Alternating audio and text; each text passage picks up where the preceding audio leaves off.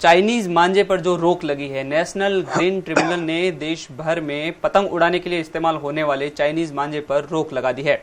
अब चाइनीज मांझे की खरीद फरोख्त, स्टोरेज और इस्तेमाल पर पूरी तरह से रोक है। ये रोक नायलॉन मांझा और ग्लास कोटिंग मांझे पर भी लागू होगी। चाइनीज मांझे को लेकर हमेशा ही विरोध हुआ है, लेकिन फिर भी बाजार में ये मांझा हमेशा बिकता है। एनजीटी की रोक के बाद बाजार में इसका असर देखने को मिलेगा। इसी मुद्दे पर हम चर्चा करेंगे। हमारे साथ खास मेहमान मौजूद है, शरद शर्मा जी और अनिल सिंह जी चौहान। अनिल सिंह जी, चाइनीज मांझे पर रोक एनजीटी ने लगाई है। हमेशा कई बार रोक लगती है लेकिन वापस हो जाता है। नुकसानदेह तो है ही, लेकिन रोक को किस तरह से देखेंगे? नहीं, इस चाइनीज मांझे पे रोक बहुत जरूरी है और इसको लेकर के ये आज की बात नहीं है। हर साल कलेक्टर एक आदेश जारी करता है। उस आदेश के तहत सबसे पहले ये कहा जाता है कि चाइनीज मांझे की बिक्री पर और उसके इस्तेमाल पर पूरी तरह से रोक लगाई जाती है, लेकिन होता नहीं है ऐसा। बिक्री भी होती है और उसका उपयोग भी किया जाता है। अब देखना यह है कि पूरे देश के अंदर इस बात को लेकर के सख्ती बढ़ती जाएगी, तो सख्ती का फर्क कितना नजर आएगा ये अभी देखना बाकी है। जी, और मुझे ऐसा लगता है कि सख्ती का असर होगा और सख्ती का असर होना भी जरूरी है, क्योंकि चाइनीज मांझा है ये बेहद नुकसानदायक है। इसमें आयरन मिला हुआ होता है और वो बिजली के तारों पे लगने से उसमें करंट का खतरा होता है। ये मांझा टूटता नहीं है। अगर रास्ते में किसी तार पे कहीं उलझा हुआ है और वहां से कोई व्हीकल जा रहा है, टू व्हीकल जा रहा है और उस पर किसी के गले में चढ़ गया तो उसका गला कटना तय है। तो ये तमाम बातों को लेकर ये निर्णय लिया गया है, बेहद सराहनीय है।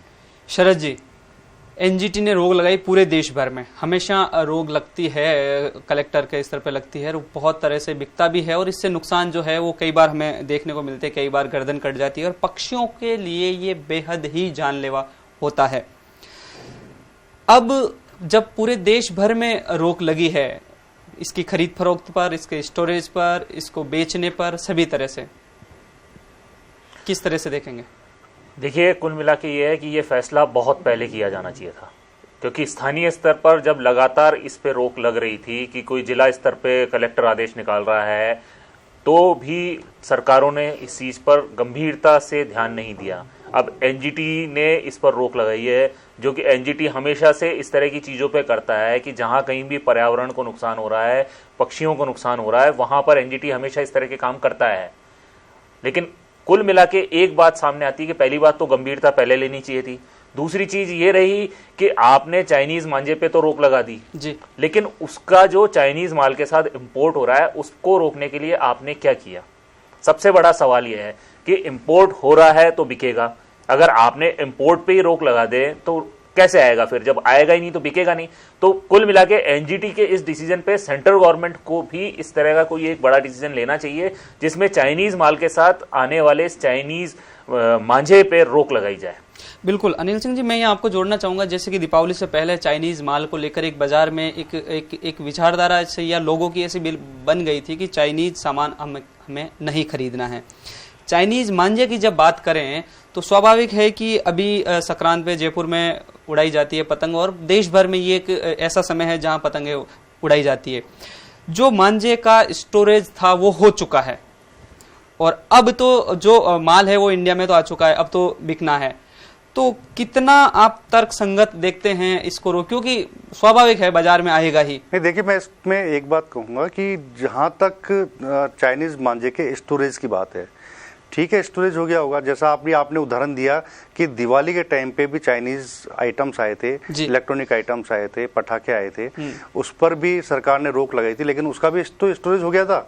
लेकिन वो बिका क्यों नहीं? क्योंकि जनता इस बात को जान चुकी है कि हमारे को किसी भी सूरत में चाइनीज आइटम न तो खरीदना है ना ही उसका इस्तेमाल करना है जी। और इसको लेकर के आप देखिए पूरे कुछ सरकारी और गैर सरकारी जो आंकड़े आए हैं दिवाली के बाद, वो ये बात कहते हैं कि काफी संख्या में चाइनीज आइटम, पटाखे हुए और दूसरे आइटम्स है वो नहीं बिके, पब्लिक ने उसका बहिष्कार कर दिया।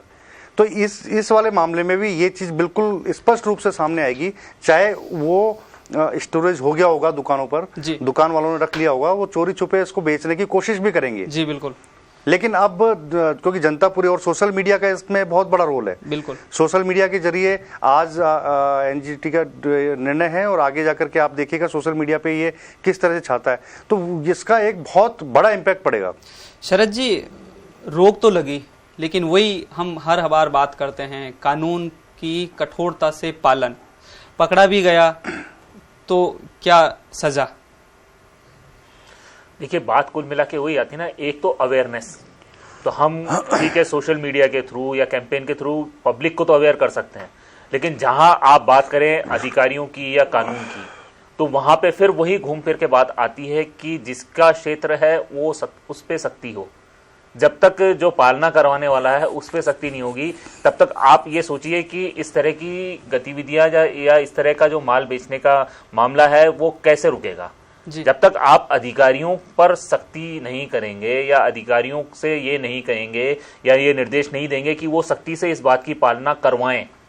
जैसे दिवाली के पहले अचानक से निगम की ओर से छापे मारे गए थे और पटाखे पकड़े गए थे चाइनीज,